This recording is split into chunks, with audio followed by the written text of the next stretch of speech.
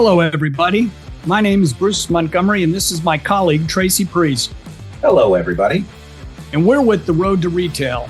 On our podcast, Tracy and I hope to offer tips, insights, ideas, and examples for how small, emerging, and challenger CPG, consumer packaged goods, brands can build their business. Everything from determining if you're ready to grow, where to start, how to prove it online, how to go about securing distribution at a national retailer, driving your business with the end consumer, and how to go about finding an investor if that's important to you. The bottom line is, we would love to help you be successful by highlighting the many important factors that go into establishing and growing your brand. Bruce and I have been working in CPG commercial operations for over 30 years, working on brands of all sizes. By commercial operations, we mean sales, marketing, trade marketing, new product development, broker and distributor management, new product development, brand M&A, and financing. As a part of our show, we bring our guests that are brand founders and leaders, agencies, Amazon specialists, sales agents, contract manufacturers, retailers, and investors to discuss their experiences and share their insights with the audience. To keep up with the show, please subscribe to the Road to Retail podcast on Apple Podcasts, Spotify, or YouTube. Leave us a review and consider sharing the show with a friend or colleague that may benefit from the content. You can also check out our website to learn more at www.road2retail.com and follow The Road to Retail on LinkedIn. We would love to have you along for the ride. Looking to scale or launch your supplement or skincare brand? Eagle Labs Incorporated, based in Florida, offers full-service NSF-certified contract manufacturing of capsules, tablets, powders, liquids, gummies, and lotions. All of their manufacturing takes place in the USA. From R&D and formulation to packaging and fulfillment, Eagle Labs provides scalable, high-quality production that meets FDA and NSF standards. To learn more, contact Michael Law, Chief Commercial Officer at Eagle Labs at michael.law@eaglelabsinc.com, EAGLELABSINC, Michael Law, eaglelabs.com, or text him at 203-242-6417. Today's show is sponsored by Retail and Response. You've heard it a million times on this podcast. It's not about getting your product on the retail shelf. It's about moving product off the shelf and hitting the retailer's sales velocity hurdles fast. Otherwise, they're going to begin the discontinuation process. Trust me. A slow sales start can be fatal to your brand. You need consumers coming in seeking your brand. You know, the one they heard about on radio or saw on TV. If you think radio or TV advertising is too expensive, you need to speak with our friends at Retail and Response. With over 30 years helping drive hundreds of millions of dollars of sales for their clients, Retail and Response can get your brand on radio and TV for pennies on the dollar. Check them out at retailandresponse.com. That's retailandresponse.com.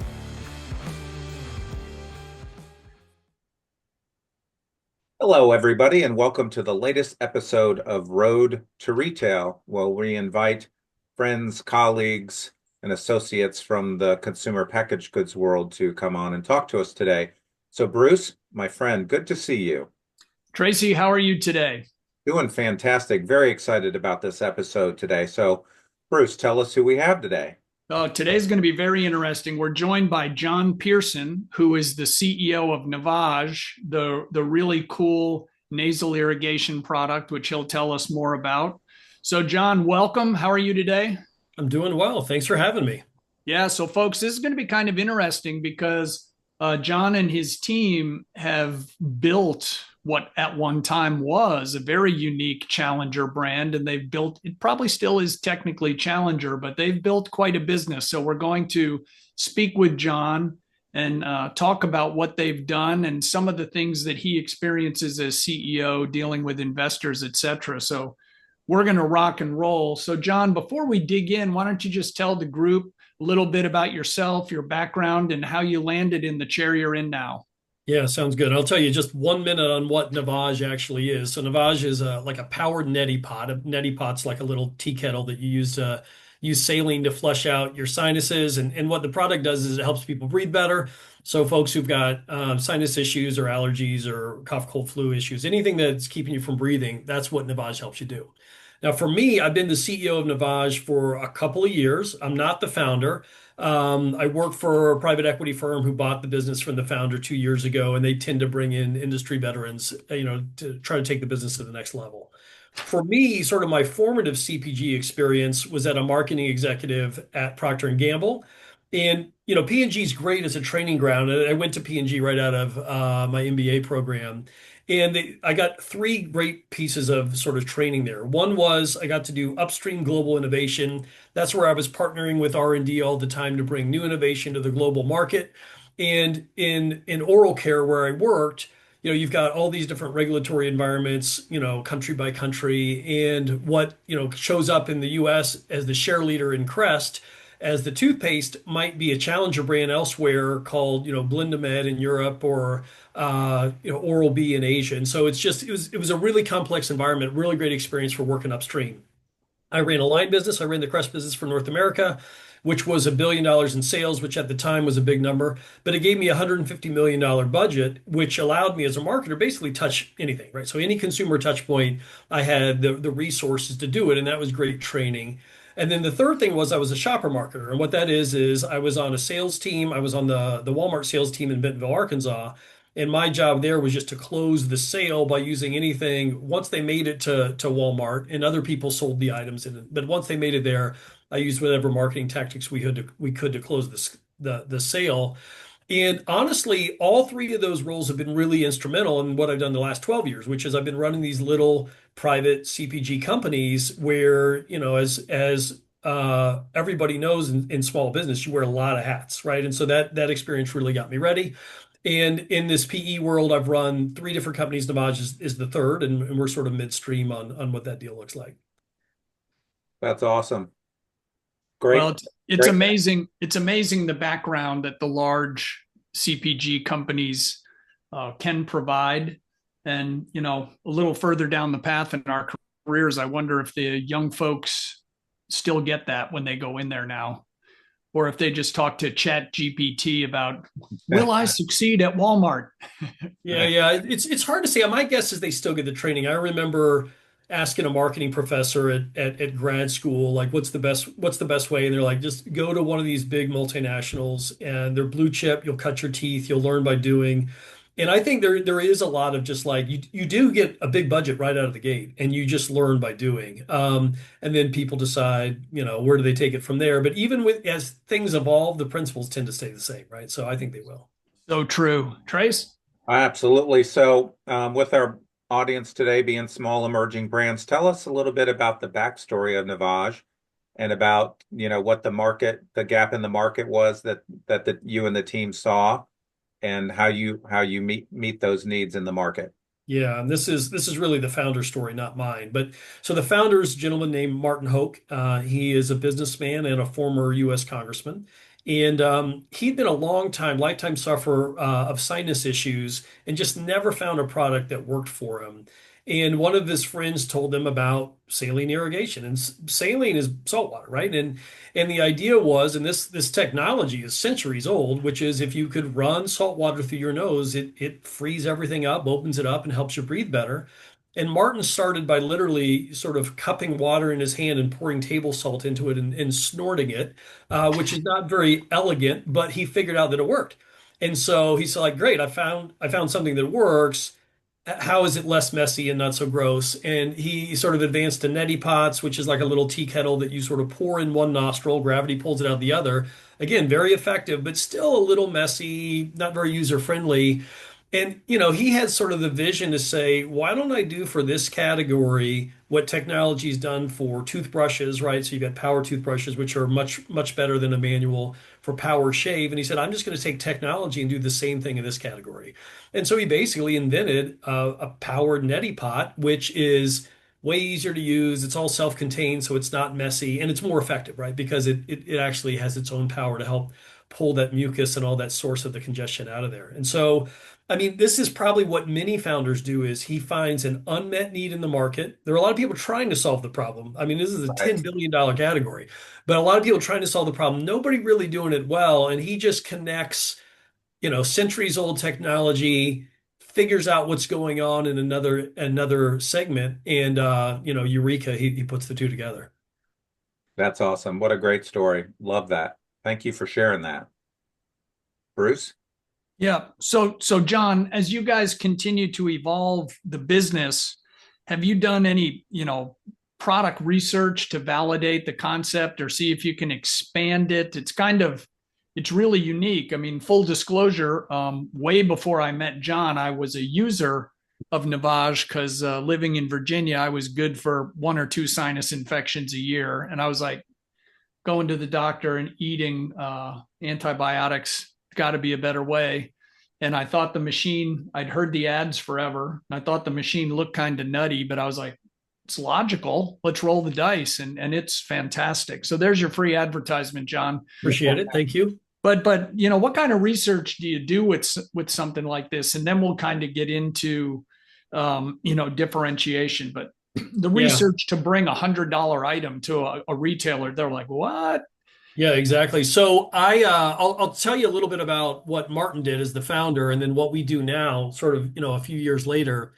Martin, he's a very intuitive decision maker, and I think like a lot of founders thought if I solve my own problem and there's enough people like me, there's going to be a market there, and knew how pervasive these, basically 4 out of 10 people in the US are suffering from some sort of upper respiratory problem.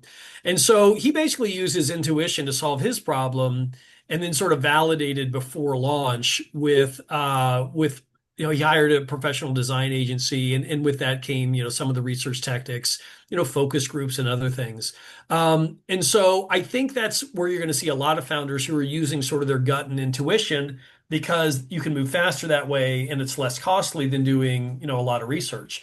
But I would say that consumer research has been largely democratized through the internet, because what used to be proprietary at big CPG, you can now access pretty easily. Now the risk is, just like there's the old book How to Lie with Statistics. I think if you don't know what you're doing on research, you could call How to Lie to Yourself with Statistics. But we do a lot of research now to try to validate, is an idea a good idea, right? Because what you don't want to do is invest a whole lot of stuff and have something that's a market flop. And those could be, the qualitative pieces of research, which is let me have a focus group of either current users, like what do you love about Navage, but what do you wish it still had, right? So trying to find like how to continually evolve it. Non-users, have you heard about it? If you heard about it and you have the problem, what's keeping you from getting into the franchise? And then extensions. So we just this last year launched a product for babies. And so the current Navage only goes down to age 12. And we knew that, congested babies is a chronic problem for moms. Oh, yeah. And again, can our brand's equity extend into there? Do we have a right to win? We've never been in babies, so how do we do that? And what's even required to establish credibility? And you'd learn things like, well, I want to know that you're endorsed by a pediatrician. Okay, well that's something that I know if that is a barrier to trial, we can solve that barrier. And so we do both. We do the qualitative, we do the quantitative. We often talk to our own user base who is passionate about the product, all the things it does well and all the things it wish it did, they wish it did. And they're a great source of information to not only continue to evolve the current adult product, but then to line extend into other areas. So that's terrific. And we've had a couple of research firms on, and again, it's kind of like children running with knives. It sounds easy that you can come up with some things, but if you don't know how to apply it or sort through to find the gems from the rocks. So John, you touched on this a little bit, but in any competitive category, and I think you said it's like a $10 billion category, can you speak to the brand's, meaningful point of difference and tell the audience your view on the need to be different and provide that benefit versus the existing products that might be in a market? Yeah, for sure. I mean, I'd argue that unless you have a monopoly, you're going to have a clear point of difference that the consumer understands and values, right? And that's true at any size in any category. You gotta make it really easy for the consumer to understand what you bring different to the market. In all the MBA programs, they teach Michael Porter, who's the Harvard business strategist, and he doesn't tell us to be better. He tells us to be unique, right? And like there's going to be somebody who you're going to appeal to, and just make sure that it's distinctively clear. As you mentioned, unless you're inventing a whole new category, there's going to be an incumbent in there, and you're going to have to figure out like what does that incumbent not do well? What's their Achilles heel? Can you make that your point of difference, and can you make that really clear to the consumer? Sometimes you can have a point of difference, but you struggle to articulate it or struggle to make it clear. And so that's really, really key. I think what Navage had to face was it was kind of a new to the world category. And so when you're new to the world, you really need to establish what's different about you. Because like, well, we've got neti pots. So what's different about, a powered neti pot? And as you mentioned, we are $100 item in a category where almost everything on the shelf is $20 or below. And so not only is why am I different, but why am I different in superior in a way that justifies a 5x price premium, right? And so I'd argue it's imperative no matter what. For us, we sort of look at it two ways, and there's sort of two foils or two benchmarks versus the standard neti pot. It is pretty clear, and we use consumer testimonials and we use claims, but most people find it to be more effective, mess-free, and easier to use than a neti pot, right?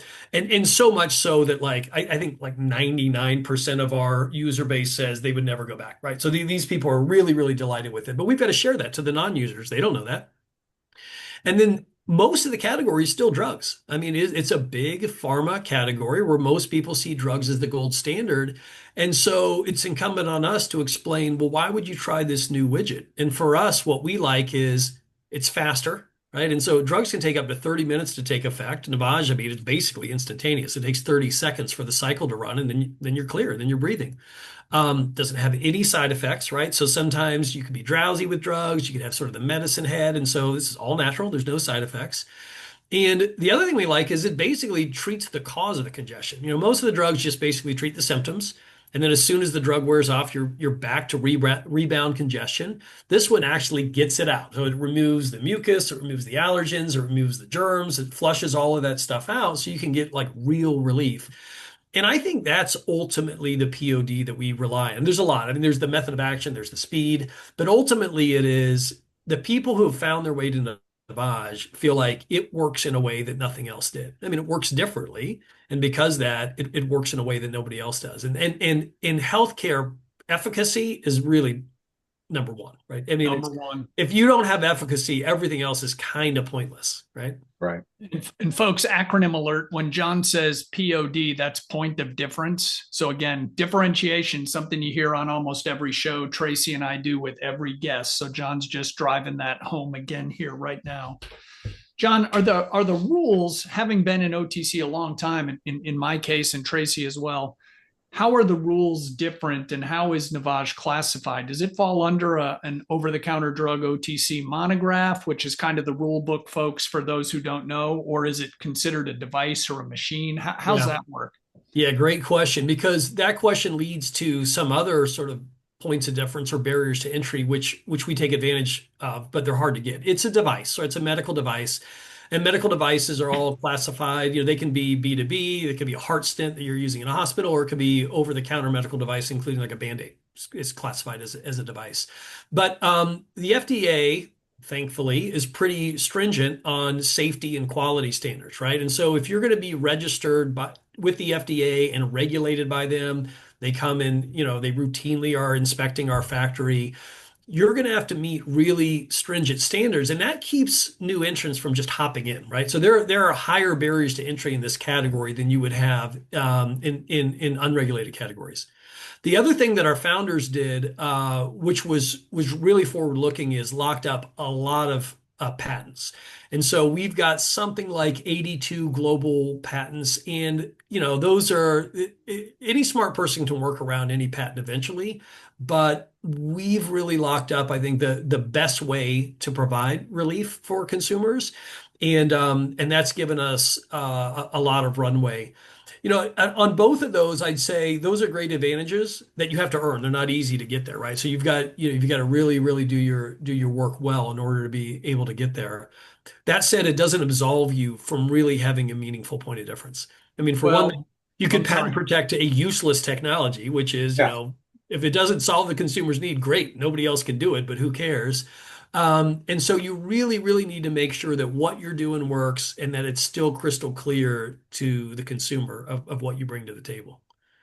Yeah, and the other thing I would say from your founder and the early group and yours as well is protecting that much intellectual property, the patents. That's not cheap. So that's another hurdle and moat you dig around your business. Right. So even if someone could figure out one or two, figuring out 82, you got to be bold and rich. Well, yeah, it's funny. Like in our budgeting process, there is an intentional line item for defense of the IP, the intellectual property. It's almost like once I talked to somebody in one of my other businesses that talked about apparel. If you're going to like go out and get your wardrobe, leave X% for like having the clothes tailored to fit your body, right? Because off the shelf doesn't, off the rack just doesn't look as good. Here, it's great that we've got patent protection, but if you can't spend to protect it, then it's really just paper, right? And so you're right, that needs to be accounted for.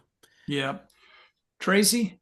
Absolutely. Well, great. So we've touched on pricing a little bit, but let's dive in a little bit more. So as we've mentioned, Navage is not a cheap product, but you guys have done a great job of maintaining your pricing integrity across multiple channels. So well done on that. But talk to us about the importance of, maintaining control over your pricing.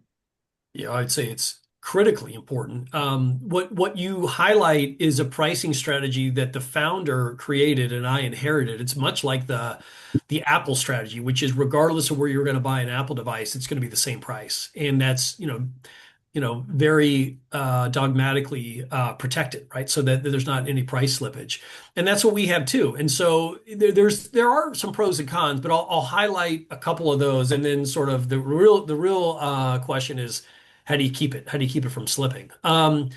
So the advantages I see are one is you avoid buyer issues, right? And so classically, Walmart said we're never going to be undersold, and anytime like that they would be if there was a mistake in some sort of like promo or sale, the buyer would call you and take you behind the woodshed and tell you how in fact they will never be undersold, right? And so that happened in an offline world.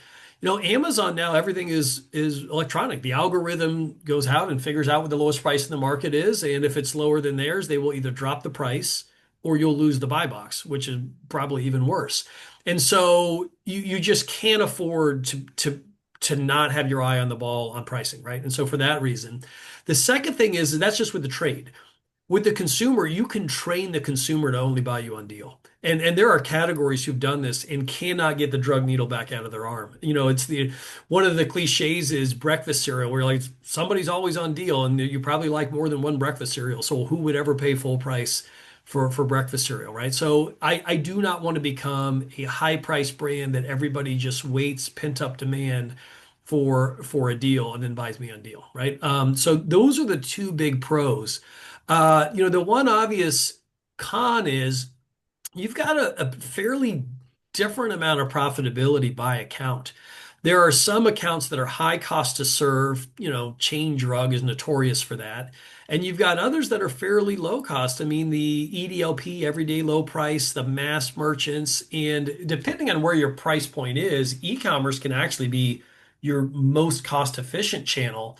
Um, it really depends on shipping, right? It really depends on your sort of price to weight ratio. But if you've got a really strong sort of price to weight ratio, e-com can be very productive. And so basically what you're doing is you are self-subsidizing the high cost to serve channels with your other accounts, right? And so that's sort of the internal downside.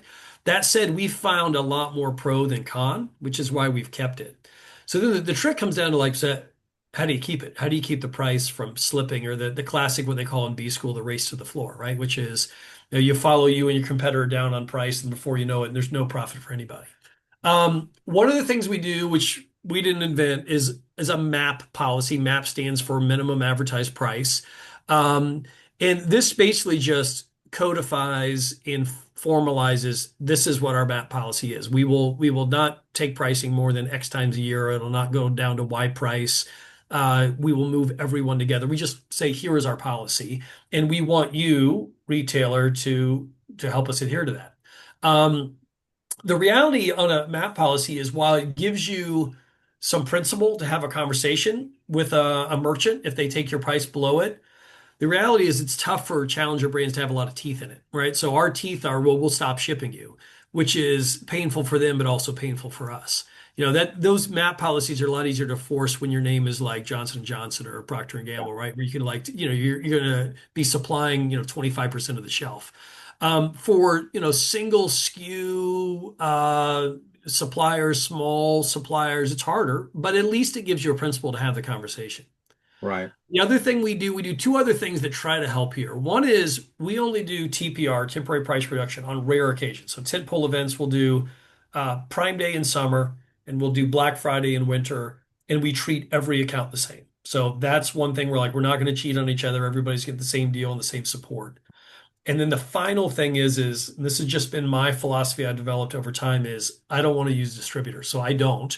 I had a business before that the only way I could service the natural channel, like the Whole Foods and the Sproutses of the world, was to go through distributors, but it's very structured on, and we're going to buy it at this wholesale price, which is just this margin. And for the wrong item, that gives a lot of room for them to either resell to e-commerce resellers or even have their own subsidiary that resells on Amazon. And on that business, I saw a lot of price slippage. And so what I've said here is we just won't open that Pandora's box. And so there's a trade-off by doing that. If I can't go direct to a retailer, then I don't go, right? Because I don't want any sort of room for MSRP price slippage. That's fascinating. That's great for our audience to know that there is a workaround, and I just applaud you and the brand for being so diligent on your pricing and drawing a line in the sand and saying, this is what it's going to be. I love the fact that it's a need-based product, right? You're not going to buy Navage because it's on sale this week. You're going to buy it because you have an issue. So yeah, that's really well said, Tracy. The other thing that we've convinced ourselves is there's such a leap from $20 to $100 yes. that, to your point, you're either going to buy into the promise of the efficacy and buy it at 100, and it's not like if I just dropped it to 90, then that's what you've been waiting on, right? So it's still a big leap either way. So we try to be really disciplined about holding the retail price. And I like having that there's no other steps on the ladder from the $20 product to yours, because again, selfishly, the scenario I know best is my own. So when I would get sinus infections, I'm like, wait a minute. Now I got to go to the doctor, pay that. And then I'm going to get a prescription. I'm going to pay that. So suddenly trying $100 for Navage was not a big reach, because I'm whatever you want to call it, a serial sufferer. And it's really worked well. So John, you touched on a lot of this, but let's go into the and MAP pricing, folks, is must advertise price. I think we said that, but if we didn't, we just did. When someone's violating that, what are the steps you take? And I hear you, and you're exactly right. The smaller you are, the less clout you have. But you guys aren't necessarily tiny anymore. So when one of your teammates or you notices something, what's kind of your curative steps, your escalation process before you stop shipping? Right. Yeah. So, everywhere you can have a conversation with a human, which is pretty much everywhere but Amazon. And Amazon, you can buy into their SaaS program in order to have conversations with humans. That's where it starts. What's going on here, right? So there's a little bit of seek to understand, is there a real reason? Is there something maybe that, we've had someone else go rogue and then these people are following? And then that's a little bit of, okay, I'll promise to get my house in order, but let's get the retails back up.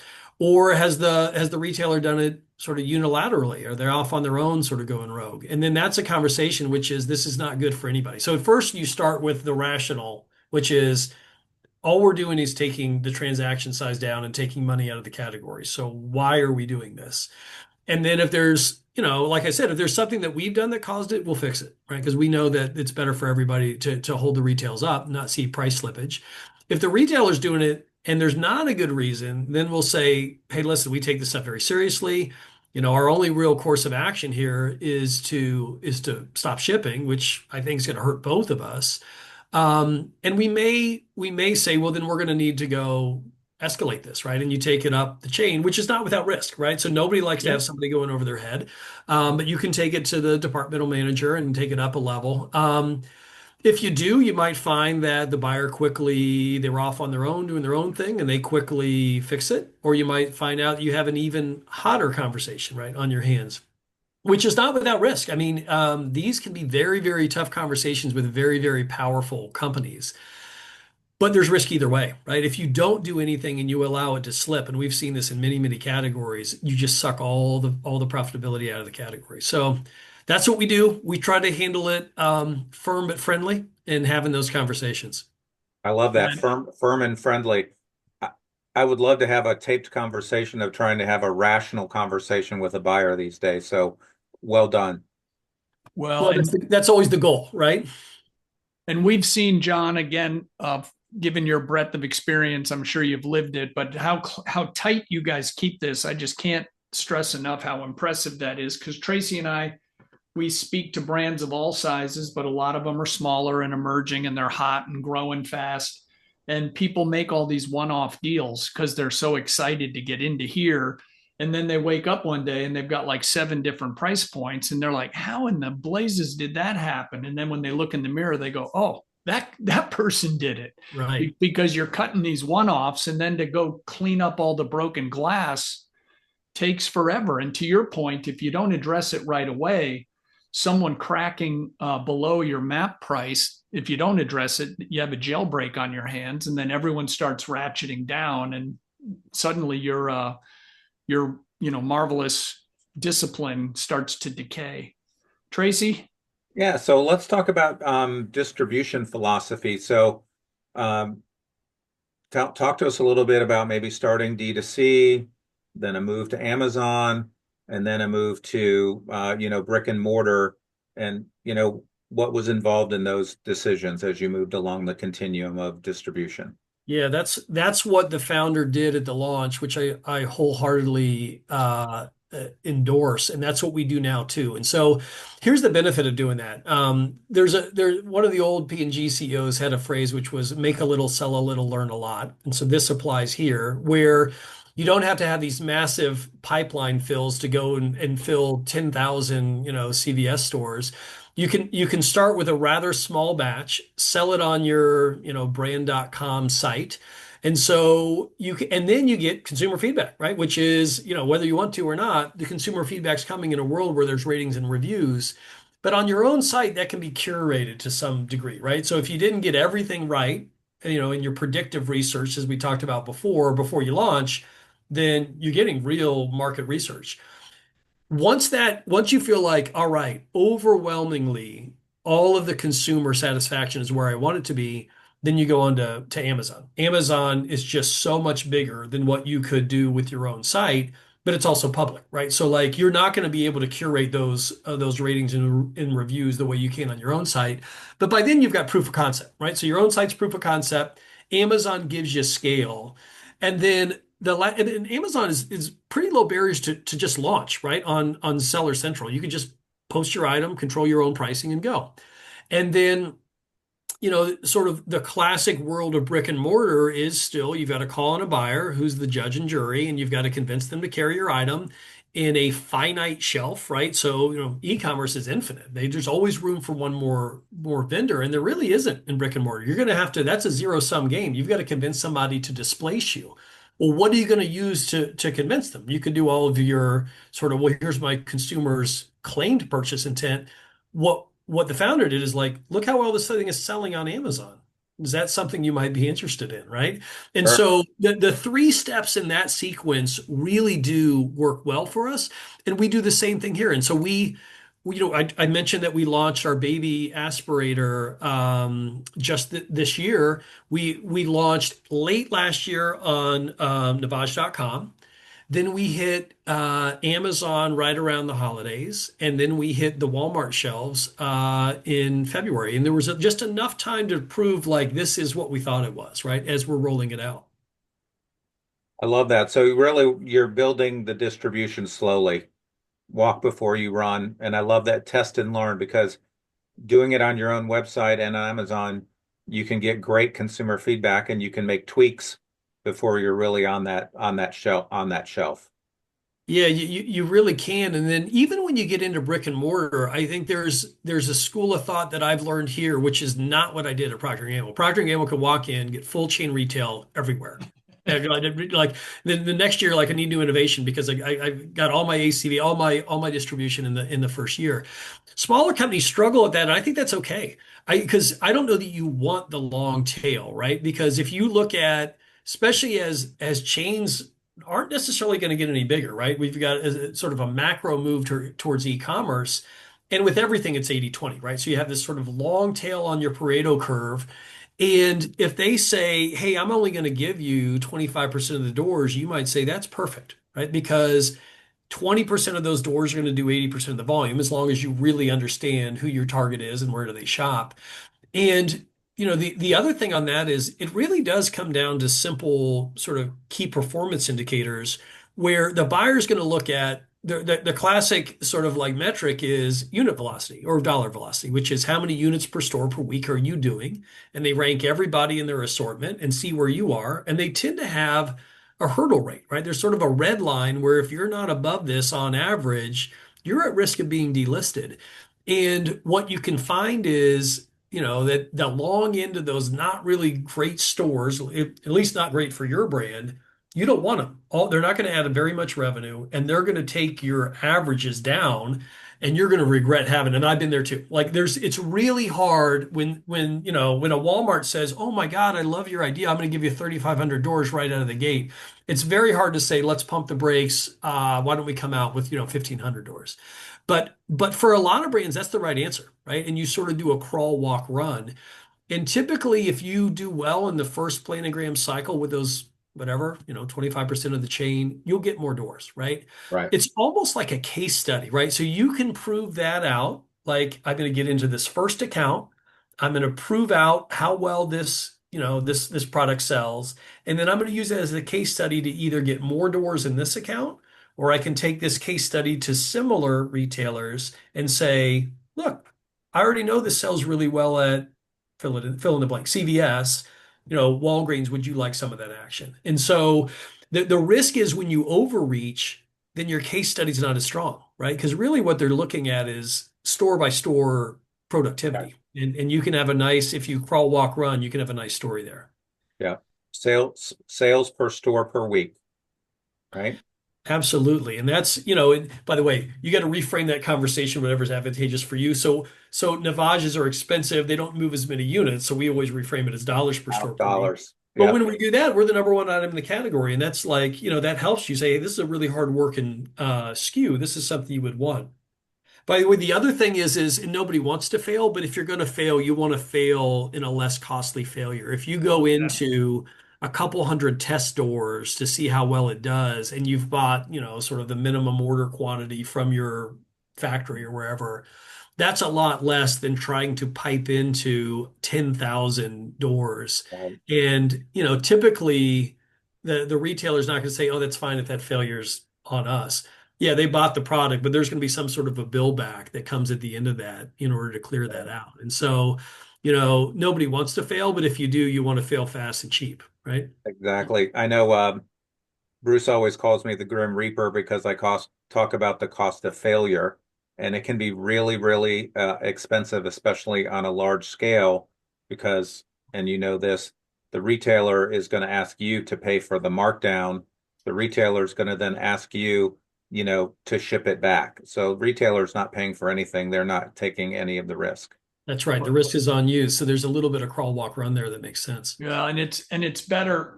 Tracy always points this out when he's wearing his happy outfit instead of his Grim Reaper outfit. It's better to start off in say 400, 500 doors and kill it and grow from there rather than take the 3,500 and stub your toe and you have an ugly next year and a half cleaning that up. So John, before we kick it to Tracy to talk about marketing vehicles, I gotta know, when you guys went through your direct to consumer and then Amazon, how did you think through which brick and mortar to go to first? What was your kind of decision tree? Yeah, that's a great question because it shouldn't just be first come, first serve, right? And so this was long before I got there, but the CVS had interest and came to the founder. And I think lucky for both of them, it was a really good fit, right? You say it's a OTC healthcare product. This is in 2017. Chain drug was still very healthy at that time, and that was a perfect fit.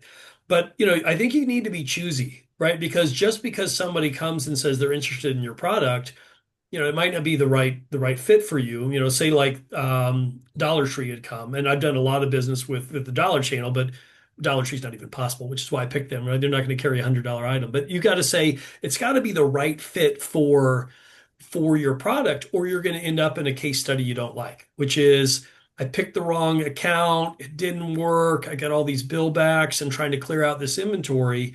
And so I think there's got to be genuine traction, but it also has to be something where you're going to do well. I'll tell you a case study. Boy, I've learned a lot, sort of school of hard knocks. I was in a company, I was the first company I ran out of Proctor. We had a product that was a hard surface cleaner, did a nice job in one of the two big national hardware accounts. And it was most strongly developed in the Southeast, but it was in one of the two accounts and doing really well. And I took that over to the other account and said, this makes sense. You should carry us. They said, well, we'll give you a test and we'll give you the test doors in California. And I should have at the time said, no, thank you. My brand development, sort of the circle of my bullseye is sort of Southeast Conference. And the further I got away from that, the less well known the brand was. And I couldn't resist the temptation. And I said, yeah, let's do it. Let's get that test. I think you're going to like what you see. But we didn't, right? So the test sort of ran below our national averages of the other one.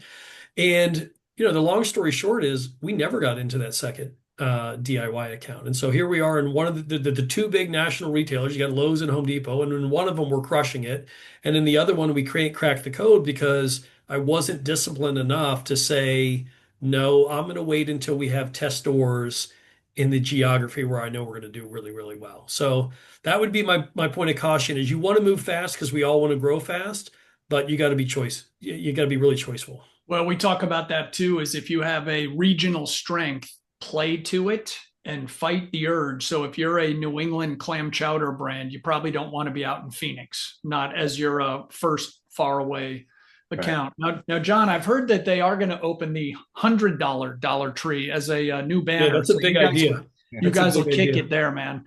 All right, Tracy, let's talk marketing. Yeah. So first of all, I applaud your discipline, and I love that story about, and I guess what I would say to our small emerging brand listening to this episode, guys, it's okay to say no. John just told a great example. It's okay to say no. So John, let's talk about marketing a little bit. Tell us about the marketing vehicles that you guys use to, gain trial and build your brand presence. And then how do you evaluate those tactics that you use?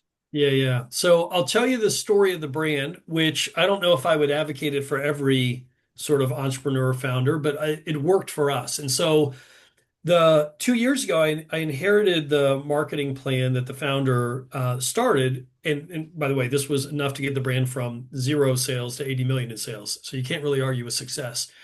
That plan was basically TV and radio to drive awareness. And then if you made it to Amazon, there was sort of Amazon advertising on platform to close the sale. And this was, a little unorthodox for an entrepreneur without any sales to start out with television advertising right out of the gate. And there were a couple of reasons for that. One was TV and radio were mediums that the founder knew really well. And so there's a little bit of an adage of like, stick to what you know, because right, you're going to do better than trying to be somebody you're not. So he knew those mediums very, very well. Right. But somewhat in a way that I think is maybe it was obvious to him at the beginning. It's obvious to me in arrears, but I don't know if it would have been right out of the gate is he had a device that was new to the world, totally foreign, and super pricey. Right. And so TV gave him a few advantages. One was you got a visual demo to what the heck is this thing and what does it do? Right. And so if I'm selling deodorant, I don't have to explain to you what deodorant is. I just have to explain to you why my deodorant is better than the other choice. But this is like, what the heck is this thing? Had to be explained. And TV gave you the sort of visual demo to talk about that. Two is television still is unparalleled on the speed that you can drive awareness. Now it can be an expensive medium, but if you want to drive awareness fast, there's nothing that compares. And then thirdly is, and this is less true than it used to be, but when I started out in the business, the trade basically saw mass media as real advertising and everything else as not real advertising. And so what the trade's going to ask you is, what are you going to do to drive traffic to my store? I'm going to carry this thing for you, right? There are reasons why people like my fill in the blank account. What are you going to do, supplier, to drive traffic? And TV answers that question really, really well. And so I think that's a little unorthodox and hard to do because it costs real money right out of the gate, and you're going to have to run the economics to see if you can do that. That's what the founder did. Now, I came here in early 2023, right? So the business had already been around for a number of years. What we basically did is we said, hey, listen, the world has changed. There's still some things that are the same. We still spend a lot of money on TV. But depending on sort of your generation and age, my 19-year-old daughter doesn't watch linear TV, period, ever, right? Everything she does, she engages with the world through digital, right? And so we've kept the principles of the founder while broadening into new mediums. Sort of the way we think about it is, what I was taught either in business school or at Proctor is, and I'll use the Proctor model, is they call it sort of who, what, how, and how you would go to the market. Who's your target audience, right? Who's going to be buying this thing? What are you going to tell them that appeals to them? And that gets back to a little bit of talking about, what's your point of difference? What's your story? Why Navage? And then the how tactics become a little more obvious once you define those two things, right? And so, by the way, this is what, MBA programs call the 3 C's and the 4 P's, but it's all the same principles, right? Right. And so these are not random choices. These are intentional choices. And for us, we may say, well, where does my target audience consume their media, right? It might be what medium, right? Are they on podcasts or are they watching TV? And then if it's within the medium, well, what channel are you watching? Are you watching ESPN or are you watching Lifetime, right? So you want to really understand who your target audience is in order to put the message in front of the right person, right? You want to make sure you have the right message. Like, what's the most persuasive thing you can tell them? So is that like I'm the number one doctor recommended brand, or is it that I offer fast relief, right? And so that's, as we talked about the research before, you're going to want to figure that out before you're running ads on TV, right? You're going to want to make sure you really know what's the most persuasive thing you can tell them. And then you may want to think about just the format of the medium. I think what we've learned over the years is visual and longer format work better for Navage because Navage is kind of this unknown thing. And so, purely auditory mediums like radio and podcasting don't necessarily show you the visual demo of how big is this thing? How does it work? And so we need sort of visual mediums and we need mediums with some depth of sales. So I bought a lot of print ads over the years, but we don't buy any here, right? They just don't give you, they need to be really single-minded. And this one, where I might spend more money, would be on an influencer, right? And they're like, hey, this is the latest thing, and I bought this from Navage, and it's a little unscripted, but they can go in a lot more depth.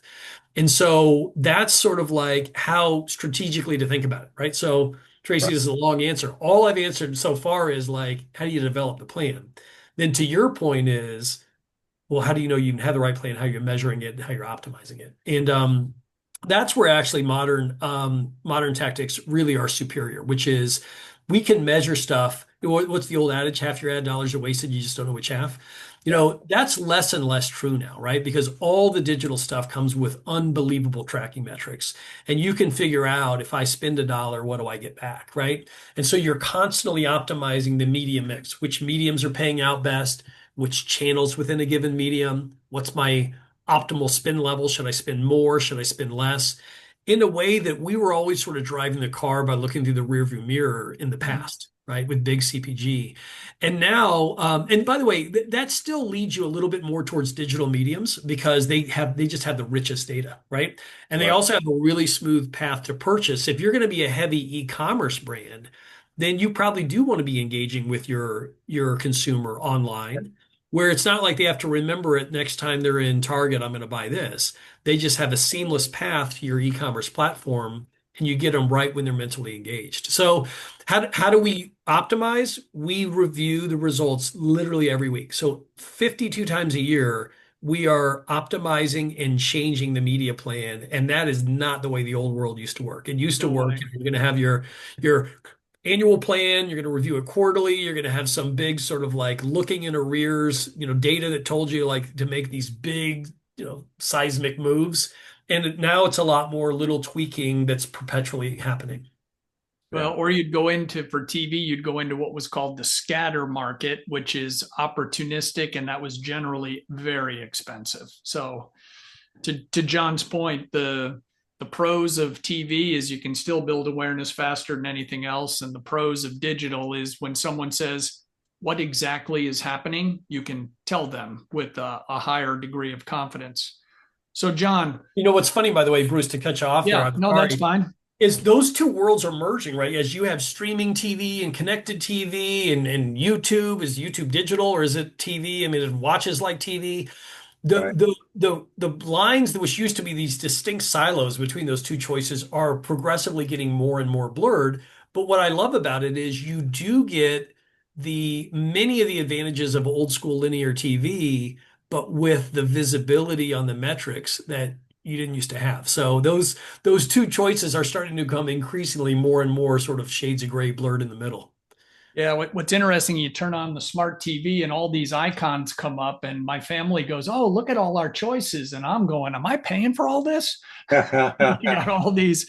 All right, so John, given your experience before Navage and with Navage, I think a part that the audience is really going to like is you've had a fair amount of experience with investors. And Tracy and I deal with a lot of brands that have either they might be going through this the first time, or they're in the process of raising money, or they're thinking about it. And, it sounds really sexy to tell your friends, yeah, I'm going through my seed round. And, tell people what it's like taking on investors. And when you take on an investor, what should they be aware of that can maybe make the process and quote unquote marriage go a little smoother? Yeah. Yeah, it's a great question. I mean, I think anytime you're going to have partners, whether that's one partner or if you're public where you have like millions of people investing in your brand, like anytime you're using somebody else's money, you can expect them to have a point of view and to have an interest, right? They're one of your stakeholders. And so you're going to have a little more oversight and a little less autonomy than you have when it's just you're sort of the judge and jury. And I think that's to be expected, right? It's their money. They're often there. They want to be informed, like how are you running the business and what are you doing with it? And they also want to make sure that the right decisions are made, right? And I think that's really a fair expectation. I also think there can be a high degree of variability from one set of investors to another. And I've only had worked with two different PE firms. So I don't have a huge breadth of experience, but enough to know that those two are different, right? And even within the PE firm I'm in now, I'm on my second deal, and even each individual team within the private equity firm is different. And so everybody's going to have their own style on how they like to work with you as the founder. And so what I would encourage you to, is to expect some participation from investors and try to like vet that out in advance, right? They're trying to interview you to know whether you're a good investment, and you need to interview them to say, is this going to be a good marriage, right? Are we going to work well together? Sure. Um, I think you had asked, I'm trying to remember, I think you had asked sort of like what sort of like what are some good rules of the road in order to sort of work with investors? Yeah, or some pitfalls. You've touched on a few things about oversight. People are going to have questions. One of the things that always comes to my mind, John, is, and I think you're going to speak to this, is alignment. If John Pearson is a founder and his real goal is to pass the company on to his daughter one day, well, that's a different kind of investor, because they're like, whoa, John, your daughter's a very nice gal and probably very smart, but we want our money back in 5 years. And we want a return on it, not just the return of it. Mm-hmm. So Yeah. alignment seems huge. Oh my God. Yeah, that is so huge. There are other sort of minor things, but I would say that's the biggest.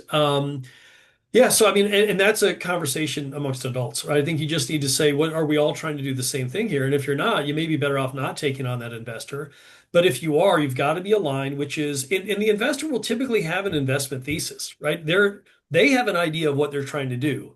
I'm Right. trying to get to this size in this period of time. I believe that these are the growth levers. And I think that the founder has some responsibility to say, yeah, that growth lever you thinking is fantasy land. That's not going to happen, right?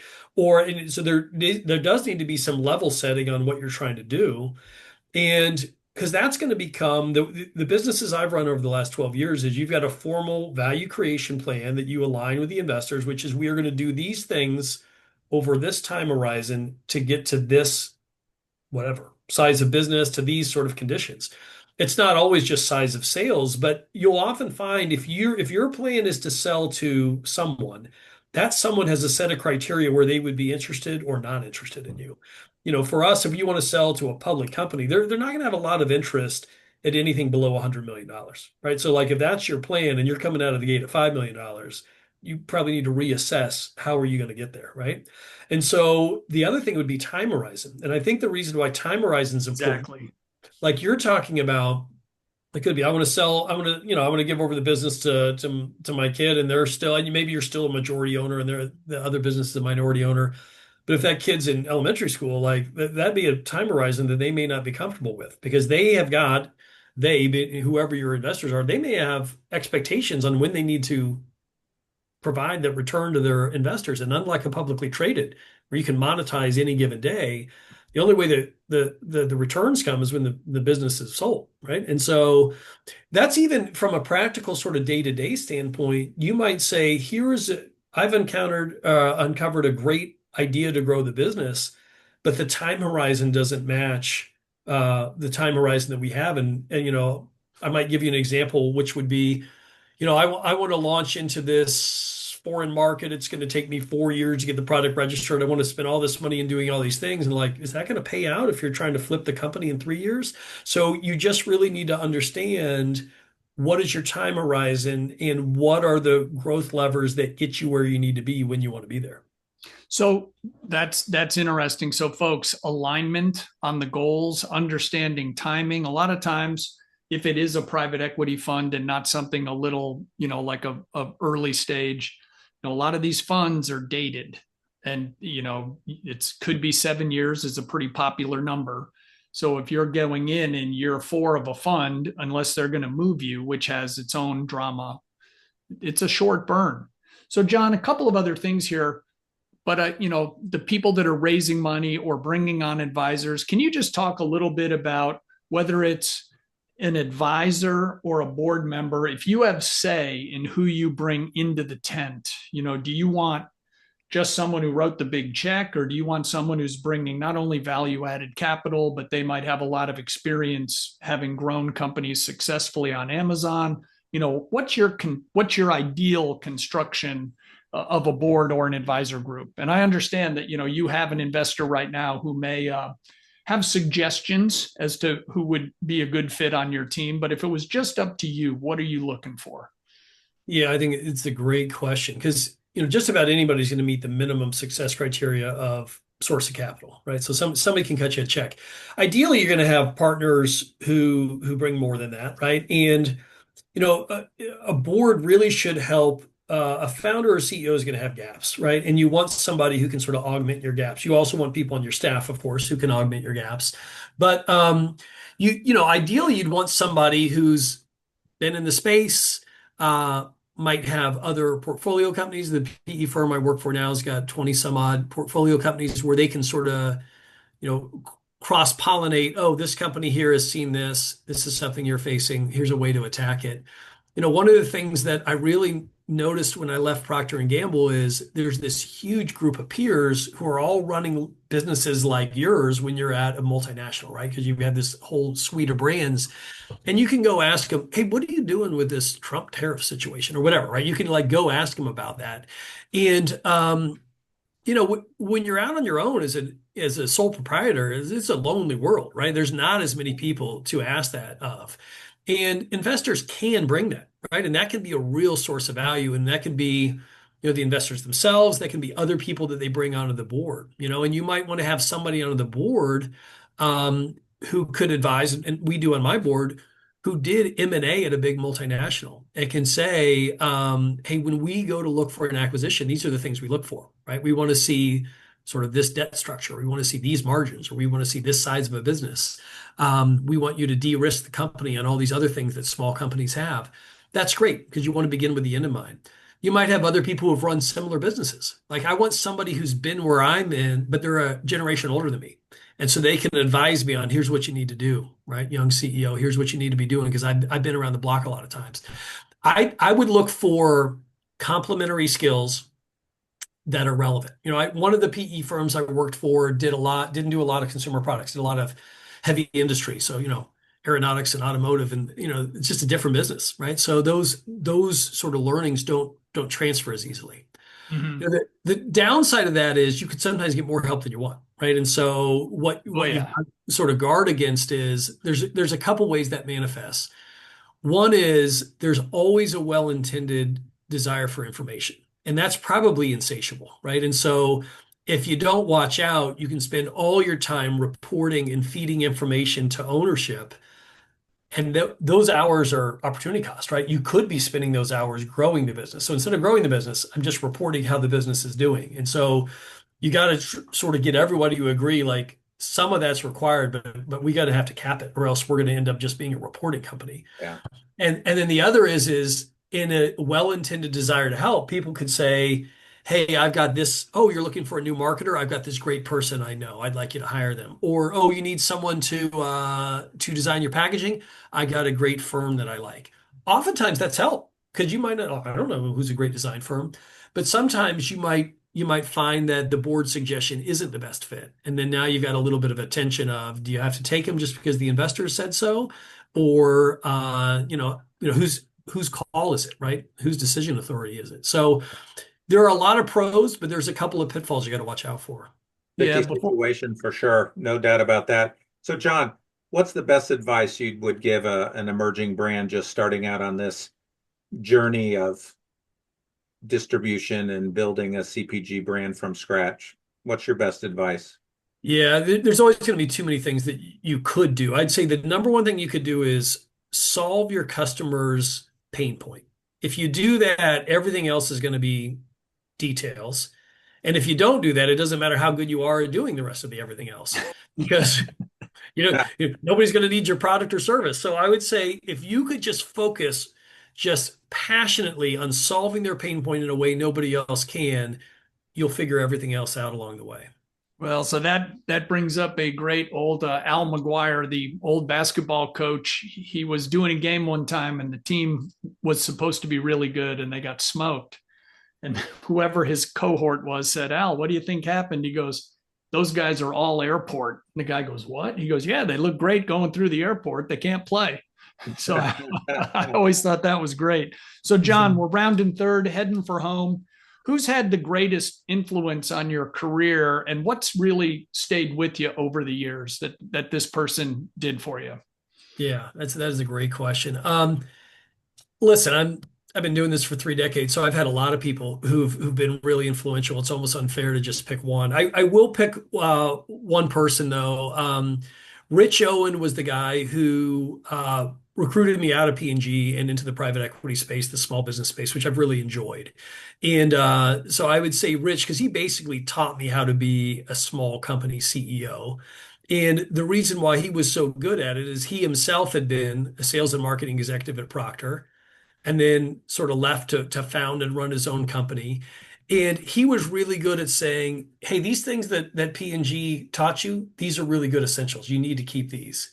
And these other things, leave them behind, right? That's all big company stuff. It's going to slow you down here in the small and scrappy world. And being able to distinguish between those was really, really useful. I mean, a couple of things. He was dogmatic on the 80/20 rule.